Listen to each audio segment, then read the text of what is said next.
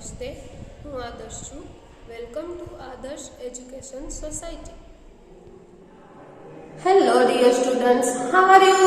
Standard 4, subject English Grammar, chapter number 31, parts of speech, review, part 1.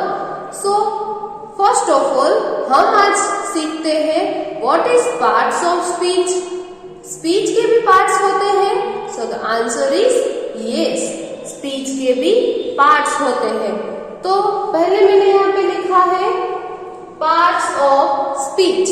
So what is speech? Speech क्या है? जब हम बातें करते हैं, कन्वर्सेशन करते हैं, सेंटेंसेस बोलते हैं, ओके, तो वो एक स्पीच होगी.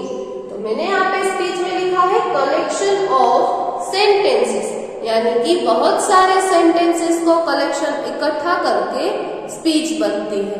सो आपके माइंड में क्वेश्चन होगा what is collection of sentences? Yes, sentence क्या है? तो मैंने यहाँ पे एक एग्जांपल लिखा है आई एम अ बॉय. तो आप देख सकते हो आई प्रोनाउंस हुआ तो फर्स्ट पार्ट, एम वर्ब है सेकंड पार्ट, ए आर्टिकल्स है तो मैंने लिखा है थर्ड पार्ट, और बॉय एक नाउन हुआ तो मैंने लिखा है फोर्थ नंबर. ओके, तो ऐसे एक छोटा सा सेंटेंस है, उसमें 4 पार्ट है. तो आप सोचो बड़ा वाला सेंटेंस होगा, उसमें कितने पार्ट्स होंगे? Yes, so collection of sentence, यानी कि जैसे ही स्पीच सेंटेंसेस से बनती है वैसे ही सेंटेंसेस पार्ट से बनती है. सॉरी, पार्ट से बनते हैं. Okay, so parts of speech में हम देखेंगे कितने पार्ट्स होते हैं और कौन कौन से पार्ट्स होते हैं. Yes, there are 9 parts of speech. Parts of speech कितने होते हैं? 9. तो चलो देखते हैं कौन से होंगे. They are articles, nouns, pronouns, adjective, verb, adverbs, conjunction, preposition और इंटरजेक्शन. ये सारे 9 पार्ट्स जब साथ मिलते हैं तब एक सेंटेंस बनता है. ओके, तो अब हम डिटेल में देखते हैं. तो इस चैप्टर में हमें फर्स्ट ऑफ ऑल वर्ब्स के बारे में दिया गया है. सो इन आवर सिलेबस वर्ब के कितने चैप्टर्स हैं? चैप्टर 22 to 25, यानी कि 22 से लेके 25 तक के सारे चैप्टर हमारे वर्ब्स के थे. तो चलो एक बार हम रिवाइज कर लेते हैं, रिवीजन कर लेते हैं. ओके, सो चैप्टर नंबर 22 हमारा था वर्ब्स, प्रेजेंट और पास्ट. प्रेजेंट और पास्ट के बारे में बताया गया था. तो आप सबको पता है प्रेजेंट का टू बी फॉर्म कौन सा होता है? Am is are. और पास्ट का to be form were, was और वेर. ओके, तो चैप्टर नंबर 22 में हमें वर्ब दिया गया है गिव, उसका पास्ट हम करेंगे गेव.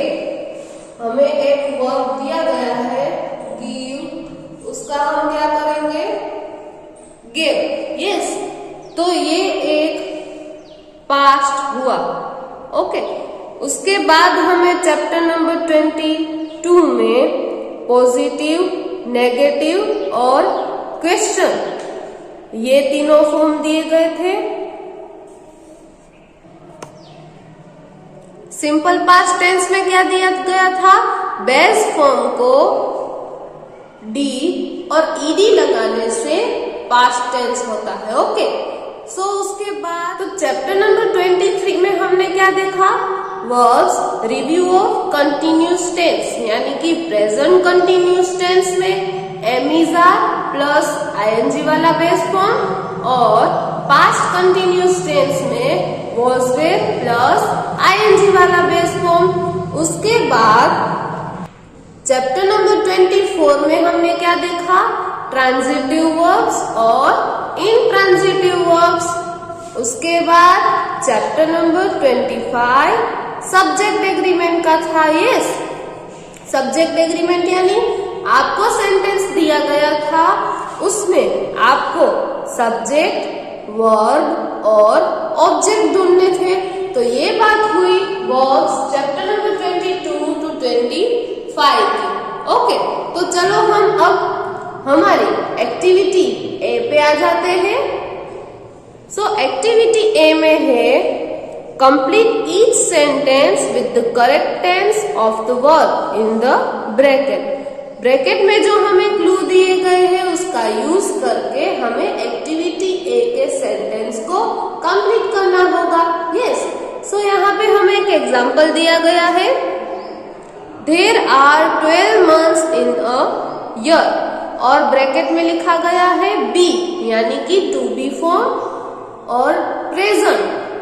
तो आप याद करो प्रेजेंट के टू बी फॉर्म मैंने अभी अभी आपको बताया कौन से थे, एम, इज और आर। लेकिन यहाँ पे देर है तो देर के साथ नहीं तो इज आता है नहीं तो एम आता है। इज आता है चिल्ड्रन, यस, लेकिन यहाँ 12 months की बात की गई है। ओके, प्लूरल फॉर्म है इसलिए उन्होंने आर लिखा है। तो हमारा फर्स्ट सेंटेंस है the books in the library blank old and dusty. Bracket में लिखा है बी डैश पास्ट यानी कि पास्ट का टू बी फॉर्म। ओके, तो पास्ट में टू बी फॉर्म कौन से आते हैं, वॉज और वेयर। तो यहाँ पे द बुक्स प्लूरल फॉर्म हुआ इसलिए आंसर वॉज नहीं आएगा, इसलिए फर्स्ट सेंटेंस में आंसर आएगा where. Number 2, although the children blinked quickly, they didn't finish their projects। Bracket में लिखा है वर्ब डैश पास्ट यानी वर्ब का पास्ट फॉर्म। ओके, तो नंबर 2 में आएगा वर्ब का past form verb. Number 3, I think blank to be early tonight। Bracket में दिया गया है गो डैश फ्यूचर यानी कि गो का हमें फ्यूचर करना है। लेकिन आप देख सकते हो इस सेंटेंस का मीनिंग। पहले मैं आपको आंसर बता दूं। Okay, third one it is going. तो आपको क्वेश्चन होगा कि इज तो फ्यूचर में नहीं आता है, लेकिन इस सेंटेंस का मीनिंग क्या होता है, आई थिंक यानी मैंने सोचा ये आज रात जल्दी होने वाली है। तो आप सोच रहे हो फ्यूचर के बारे में, यस, तो आंसर आएगा it is going. Number 4, don't call for this afternoon because blank my homework and looking after my little sister. Bracket में दिया गया है डू फ्यूचर प्रोग्रेसिव, प्रोग्रेसिव यानी कि future continue. Okay, so answer आएगा आई will be doing. एक बार फिर से मैं सेंटेंस नंबर 4 पूरा रीड करती हूँ। Don't call for this afternoon because I will be doing my homework and looking after my little sister. Yes, उसके बाद number 5, I blank at school tomorrow because I am going to my uncle's wedding. Bracket में दिया गया है be future negative, be यानी to be form, future का to be form will. Very good. उसके बाद दिया गया है नेगेटिव, सो आंसर लिखा है will not be. Okay children, उसके बाद number 6, he blank to my party because he was ill. Bracket में दिया गया है काम का पास्ट और नेगेटिव। तो जब हम नेगेटिव की बात करें आंसर आएगा डिड नॉट कम, लेकिन डिड के साथ आपको पता है केम नहीं आ सकता क्योंकि डिड के साथ ऑलवेज हम बेस फॉर्म यूज करते हैं। Yes. Number 7, everyone blank silent when the exam started। Bracket में दिया गया है बी पास्ट यानी कि पास्ट, टू बी का पास्ट फॉर्म। तो वॉज या वेयर, एवरीवन के साथ ऑलवेज हम क्या लिखते हैं, was. Number 8, the police blank to every person at the market. Bracket में दिया गया है speak past progressive, past progressive यानी कंटिन्यू पास्ट, उसका कौन सा वाला बेस फॉर्म दिया गया है, स्पीक। सो आंसर आएगा was speaking. Number 8, the police है, यस, तो पुलिस के साथ वॉज आता है या वेयर, वेरी गुड, पुलिस के साथ वॉज आएगा और स्पीक का प्रोग्रेसिव फॉर्म होगा speaking. Number 9, I think blank tomorrow because it's very cloudy. Okay, तो ब्रैकेट में दिया गया है रेन का फ्यूचर, तो I think it will rain tomorrow because it's very cloudy. So here our exercise A had completed. Our topic is noun.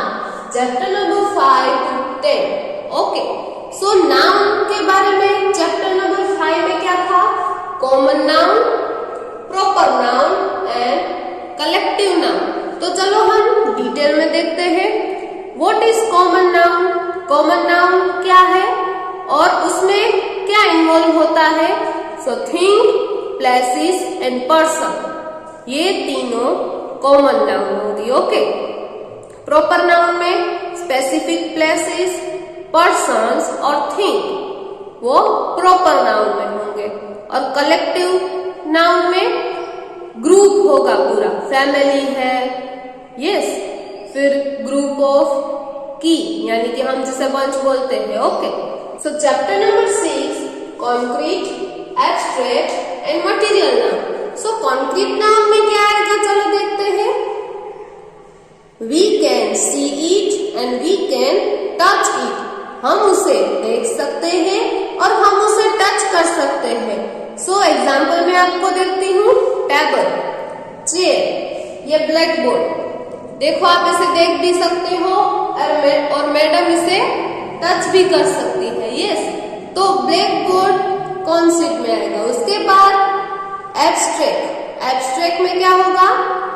We can not see it and we can not touch it. हम उसे देख भी नहीं सकते और हम उसे touch भी नहीं कर सकते। तो उसके एग्जाम्पल, नॉलेज, आप में कितना नॉलेज है वो मैं देख सकती हूँ? नहीं देख सकती हूँ। मैं टच कर सकती हूँ, आपके माइंड में अंदर जाकर मैं टच करूंगी, कितना नॉलेज है? नो।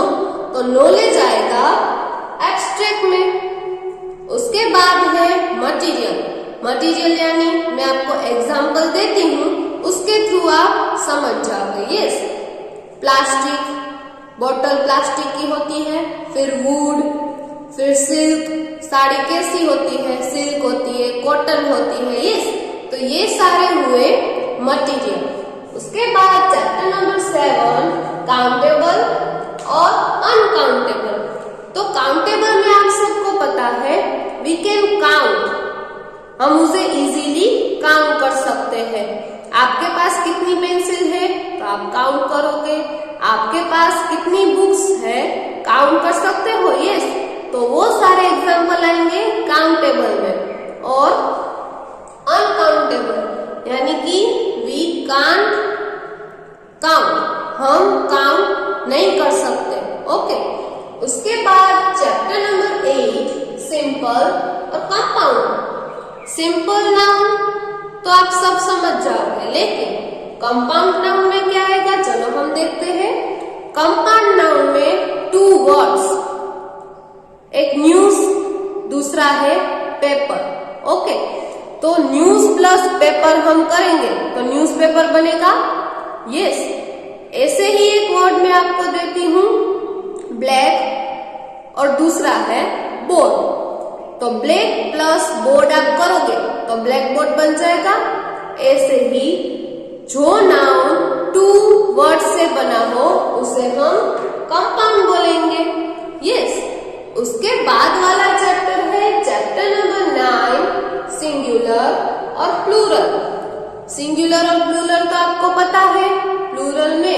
बहुत सारे चैप्टर 9 में रूल्स दिए गए थे। पीछे एस लगाना है, ES लगाना है, Y रिमूव करके IES लगाना है। यस, तो ये सारे नाउन हुए सिंगुलर एंड प्लूरल। उसके बाद आता है चैप्टर नंबर 10 जेंडर। जेंडर में कौन सी जेंडर आती है? मेल और फीमेल। मेल में हम किंग, बॉय, अंकल उसको सबको इन्वॉल्व करेंगे, और फीमेल में the girl, queen, aunty, mother, इस सारे वर्ड्स को हम फीमेल में इन्वॉल्व करेंगे। तो ये हमारा हुआ information of noun chapter 5 to 10। I hope आप सबको नाउन के बारे में अब पता चल गया होगा। So let's start exercise B. Circle the odd one out.